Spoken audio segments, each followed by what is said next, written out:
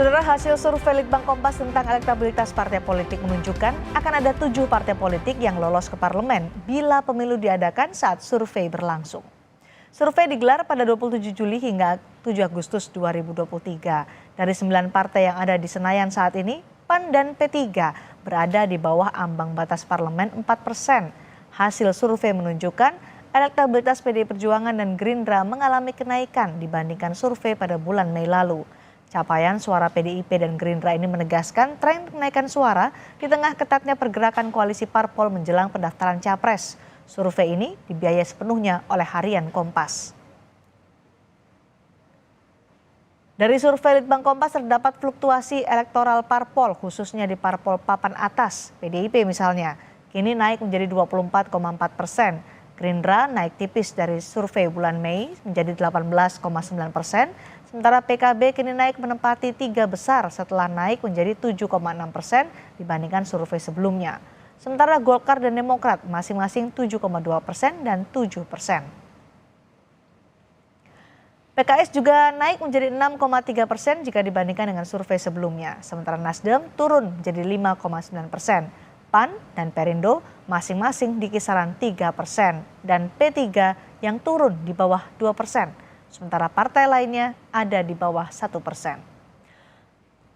Lalu bagaimana pengaruh pilihan calon presiden terhadap elektabilitas partai politik? Kami bahas bersama peneliti senior Litbang Kompas Toto Suryaningtyas, bergabung juga pakar ilmu politik Universitas Al-Azhar Indonesia, Ujang Komarudin. Selamat malam Mas Toto, Kang Ujang. Selamat malam Mbak Cindy. Mas Toto, ini menarik ketika Litbang Kompas memotret soal fluktuasi antara PDI Perjuangan dan Gerindra jika dibandingkan dengan survei sebelumnya. Papan atasnya adalah PDIP yang pertama, kemudian Gerindra di posisi kedua.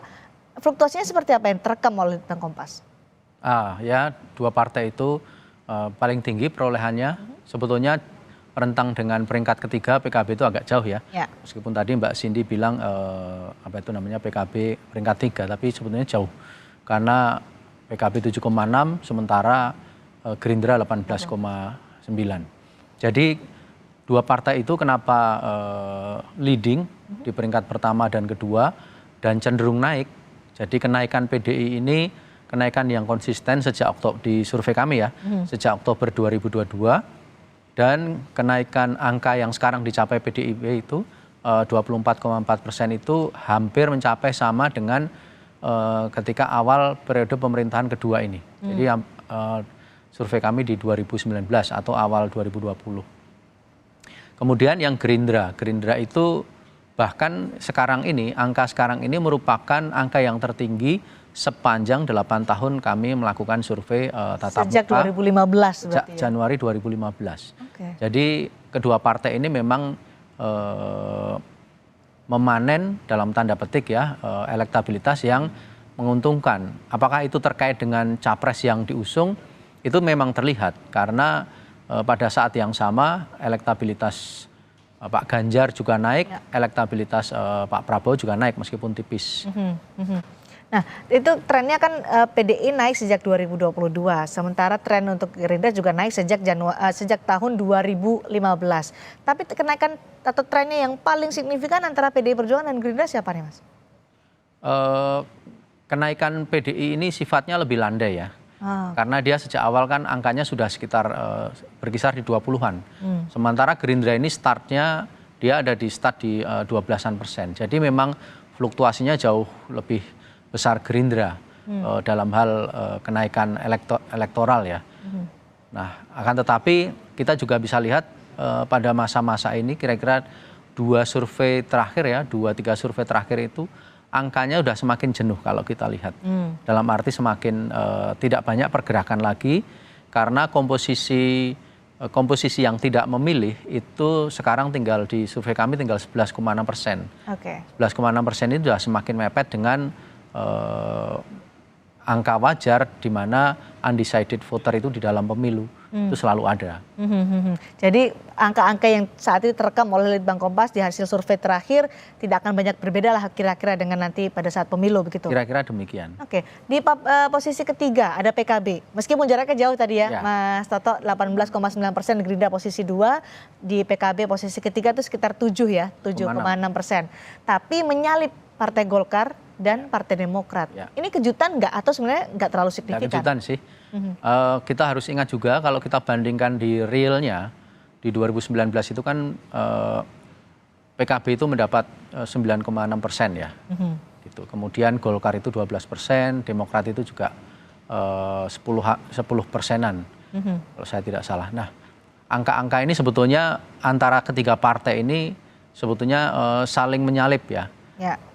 Sebelumnya Golkar yang di peringkat ketiga, kemudian ada masa ketika Demokrat itu berhasil memenangkan kasus di Mahkamah Agung, itu Demokrat menjadi peringkat ketiga karena dia naik tinggi, bahkan sampai kalau tidak salah sampai di atas 12% elektabilitas.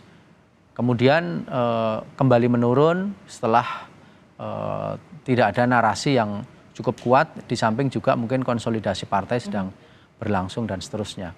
Akan tapi memang pada saat ini kita lihat PKB itu ada peringkat 3 dan kalau kita lihat latar belakangnya, mayoritas PKB ini memang ada di Pulau Jawa. Jadi 80-an% ini kalau dari jawaban yang ada di survei kami itu ada di Pulau Jawa. Jadi ini memang partai yang sangat localized ya, ada di sekitar Jawa Timur bagian timur. Artinya dengan hasil Litbang Kompas ini ketika PKB ada di posisi ketiga, boleh GR nggak PKB atau jangan dulu, belum nih? Jangan, karena potensinya kan memang potensi dari dua partai yang lain, Golkar dan Demokrat itu memang besar ya. Karena dia basis sosialnya besar, Golkar itu basis sosialnya, basis masanya sudah terbentuk, terutama di Sumatera, Sulawesi itu sudah terbentuk lama dan itu bisa bangkit kembali kalau masa kampanye nanti berjalan. Demikian juga Demokrat. Demokrat itu sekarang menjadi partai yang paling kalau diukur dari tingkat kesukaan itu dia paling tinggi. Jadi dia punya modal untuk revive kembali ya, untuk bangkit kembali, mendapatkan pemilih-pemilihnya seperti di periode survei-survei sebelumnya. Jadi posisi ketiga tapi jangan senang dulu, masih harus diperhatikan ada Demokrat dan juga Golkar yang sangat tipis untuk mengintai PKB. Nah Kang Ujang, kalau Kang Ujang dari hasil temuan Litbang Kompas, menurut Kang Ujang apa yang berpengaruh secara signifikan terkait dengan fluktuasi perolehan atau elektabilitas partai politik? PDI Perjuangan, Gerindra dan PKB, kita bicara tiga besar dulu. Kang Ujang sepertinya masih di mute, kita tidak bisa mendengar suara Kang Ujang. 1, 2, 3. Ya silakan. Ya kalau kita lihat dari angka-angka ya yang dirilis oleh Litbang Kompas, ini menandakan bahwa memang pertarungan masih berproses, masih jalan. Nah kalau kita misalkan kenapa PDIP tinggi, lalu Gerindra juga naik gitu ya. Ya kita melihat ada terkoneksi dengan persoalan capresnya. Bagaimanapun ketika PDIP mencapreskan Ganjar, seorang kadernya, itu juga paling tidak menumbuhkan rasa optimisme ya di PDIP bahwa sesungguhnya ya untuk menjaga elektabilitas. Makanya misalkan ketika kenapa enggak Mbak Puan, karena Mbak Puan elektabilitasnya di bawah Pak Ganjar, maka suka tidak suka PDIP itu akan mati-matian mengusung kadernya, ya Pak Ganjar lah yang paling tinggi katakanlah di antara kader-kader yang berpotensi menjadi capres ketika itu. Kenapa? Tadi ada dampak elektoral bagi PDIP. Begitu juga sama dengan Gerindra. Gerindra kenapa misalkan Pak Prabowo terus selalu menjadi capres ya dalam 3 pemilu terakhir, katakanlah 2014, 2019 dan 2024 nanti. Ya karena memang kalau Pak Prabowo tidak maju, itu suara Gerindra juga jatuh. Itu sudah ada simulasinya, simulasi di internal gitu bahwa bisa di angka 40 45 perolehan anggota legislatifnya. Oleh karena itu ya suka tidak suka, senang tidak senang, bukan hanya persoalan Pak Prabowo yang punya potensi untuk bisa menang karena elektabilitas yang tinggi, tetapi juga untuk menyelamatkan Partai Gerindra. Jadi Partai Gerindra tadi kenapa naik terus ya, karena memang ada posisi Pak Prabowo yang bisa katakanlah mengatrol ya suara Partai Gerindra. Karena kalau kita lihat ya, di kita ini kan masih faktor ketokohan masih muncul, masih penting dalam konteks memimpin sebuah partai. Bukan sistem saat ini, tapi ketokohan. Ya. Nah, ketokohan Pak Prabowo masih laku dijual. Makanya kalau Gerindra ya Prabowo ya Gerindra. Makanya suara Gerindra naik. Nah kalau melihat misalkan tadi kalkulasi ada PKB yang jauh hampir setengahnya ya dengan Gerindra dan katakanlah PDIP, lalu di bawahnya ada Golkar dan Demokrat. ini kan masih margin of error. Saya sepakat dengan Bang Toto, masih jangan geer dulu karena masih margin of error, masih panjang pertarungan karena surveinya kan memotret per hari ini. Jadi besok bisa berubah juga kira-kira begitu, Mbak Cindy. Oke, artinya yang pengaruh adalah siapa capres yang didukung oleh partai politik itu, menurut Kang Ujang ya. Nanti ketika proses atau dinamika politik ini terus berubah menuju ke pendaftaran sampai pada saat pemilu nanti, apakah akan signifikan pengaruhnya menurut Anda? Ya, saya melihat iya. Karena begini, kalau kita lihat pemilihan langsung, faktor tokoh, faktor figur ya, faktor personal capres itu menentukan. Partai itu ya bukan hanya sekedar misalkan sebagai pengusung, sebagai tiket ya, pemberi tiket karcis untuk 20% pencapresan. Tetapi saya melihatnya kalau dalam konteks pemilihan langsung, kualitas figur ya, latar belakang figur, prestasi, kinerja atau ya personal dari individu figur capres itu menentukan dalam konteks pemenangan bagi individunya sendiri maupun dalam konteks partai politiknya. Ya makanya tadi ketua umum partai itu berusaha untuk bisa menjadi capres maupun cawapres. Misalkan ada dari Golkar juga berusaha ketua umumnya ingin jadi capres maupun cawapres. Begitu juga PKB dan lain-lain termasuk Demokrat akan berusaha untuk menjadikan ketua umum sebagai capres dan cawapres. Karena ya bagaimanapun besar atau kecil akan berdampak pada elektoral partainya begitu. Oke, besar atau kecil berdampak pada elektoral partai. Tapi Litbang Kompas juga menemukan ya Mas, tidak semua pemilih partai politik memilih calon presiden yang diusung partai politik. Betul? Iya, betul Mbak. Ini anomali nggak sih Mas? Karena ketika elektabilitas capresnya itu meningkat, mengerek juga elektabilitas partai politik. Tapi ternyata tidak semua pemilih parpol memilih capres yang didukung parpolnya. Ya itu sangat wajar dan semua partai mengalami hal yang sama. Cuman memang tekanan besarannya beda. Misalnya seperti PDIP dan Gerindra ya. Itu tidak hanya berimbang dalam arti tidak hanya bersaing di dalam peringkat elektoral, tetapi pemilih Gerindra yang memilih Prabowo itu juga sama komposisi besarnya dengan pemilih PDI yang memilih Ganjar. Sama-sama 62%, 62-63%. Sementara untuk PKB itu masih relatif tersebar. Jadi PKB itu yang memilih Prabowo itu 35-36%. Sebentar, untuk Gerindra dan PD Perjuangan, tidak semua pemilih partai politik memilih calon presiden yang diusung partai politik. Padahal Prabowo adalah seorang ketua umum partai Gerindra menjadi baca pres, tapi kenapa tidak mutlak? Masih ada sekitar 30 lebih persen yang tidak memilih Prabowo Subianto dari partai Gerindra, yang memilih parpol Gerindra. Itu tersebar kemana-mana. Jadi ada, memang begini ya, mungkin juga PDI dan Gerindra ini sama-sama partai dalam tanda petik, partai yang pemilihnya tuh loyal sekali terhadap partainya. Jadi pemilih PDI ini 62% memilih Ganjar Prabowo, yang memilih Prabowo itu hanya 5%-an. Pemilihnya Gerindra yang memilih Prabowo itu juga sama 62%, yang memilih Ganjar itu juga hanya 5%-an. Jadi sedemikian minim. Sementara ada 10% yang ke Anies, lalu ada yang lainnya, kemudian ada juga yang rahasia atau tidak jawab. Tapi rahasia dan tidak jawabnya di antara dua partai ini, PDI dan Gerindra, memang sudah semakin kecil. Beda sekali misalnya dengan dua partai yang sekarang ini sedang melakukan langkah politik ya, PAN dan Golkar. PAN dan Golkar itu pemilih yang belum menentukan pilihan, yang tidak tahu, itu masih jauh lebih besar daripada yang sudah menentukan. Taruhlah yang tidak tahu tuh baik PAN maupun Golkar itu ada 37%. Sementara yang menentukan kepada baik Ganjar atau Prabowo itu tidak sampai segitu, hanya 20-an%. Sebagai contoh saja, bagaimana PDI dan Gerindra ini memang sama-sama partai yang sudah kukuh. Itu seperti rel tapi dia jalannya sendiri-sendiri. Relnya sisi kanan kiri tapi sama kuat tapi nggak pernah ketemu itu. Baik. Kalau papan tengah ini ada PKS yang menarik. Elektabilitas PKS naik sementara Nasdem turun, padahal mereka sama-sama mengusung capresnya adalah Anies Baswedan. Yang pertama kali mendeklarasikan adalah Nasdem. Kenapa Nasdem berbeda dengan PD Perjuangan dan Gerindra yang mengusung tapi naik elektabilitasnya?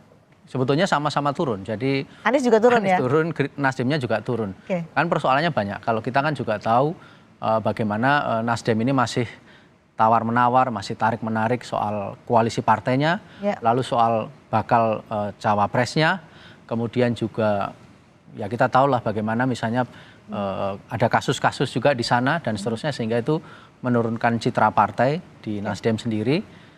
Kemudian juga bagaimana transisi yang sedang diupayakan. Nah, sekarang ini posisi pemilih Nasdem yang memilih Anies itu ada di 45%. Jadi itu belum sampai separuh. Jadi kelihatan kan bedanya dengan dalam tanda petik loyalitas ke PDI Perjuangan dan dengan baca presnya. Nasdem masih segitu. PKS pun ada sekitar 52% yang memilih Anies. Jadi PKS pun juga belum mampu mengimbangi PDI dan Gerindra dalam hal istilahnya straight voting ya. Jadi split votingnya masih tinggi, dia masih kemana-mana. Baik, Kang Ujang ada catatan soal PKS dan juga Nasdem nih, pengusung baca pres Anies Baswedan, elektabilitasnya masih di papan tengah, PKS naik, Nasdem justru turun.